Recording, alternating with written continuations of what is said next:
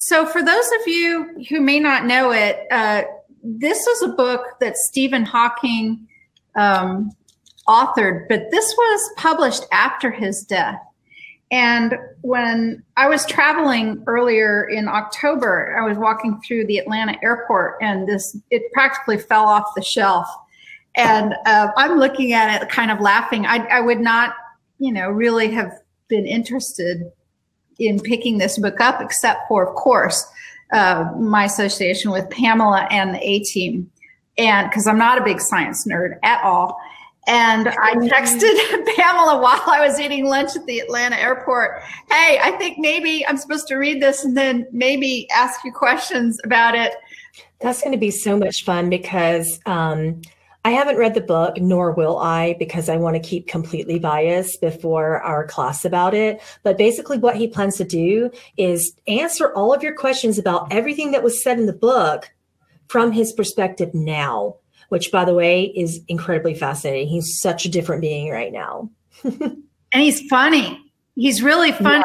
Yeah. I'm kind of getting some of him. I'm not like you, but I get packed with feelings while I'm reading this. And he's a funny guy. I can see where he and Einstein would get along real well. And I can just see how Tesla's like the instigator for almost all of them, isn't he?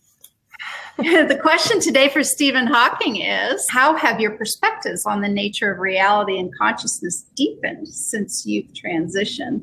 When informed, he believed that the brain was incredibly powerful and that it also could be incredibly deceptive to make you believe that there was an afterlife, to make you believe based upon the neurosynapses of the brain and when you are exiting the body, that basically that there would be a separation, but what you're doing is just tapping into memories because your brain cells are dying. That was his belief at that point. Your brain cells are dying. So of course you're going to see tunnels of light. Of course you're going to see all of your most prominent memories. This is what the brain does as it's dying, it attempts to hang on.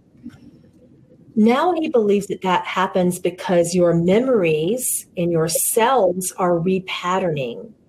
You are literally beginning to decide what particular cellular DNA patterns you wish to carry over and which ones you don't. So you remember your best moments because you're about to carry them over in a different way. So in his passing, the first thing he did is realize, oh, I'm still here. I may not be form. I obviously don't have organs and a brain, and I'm still here, and I am still me. And I did not degenerate into the earth, and I am not, all the muscles and brain and sinew and circuitry that was the body. So that was the first thing that he observed. And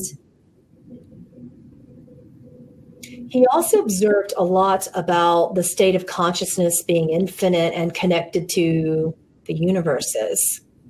Was very, very interested in traveling through time and going deeply into, for the first time in spirit, the black holes. So one of the first things he did was put his spirit through a black hole. Yeah. And you'll see Candace and I really, really soon over on her website, over on her domain next month.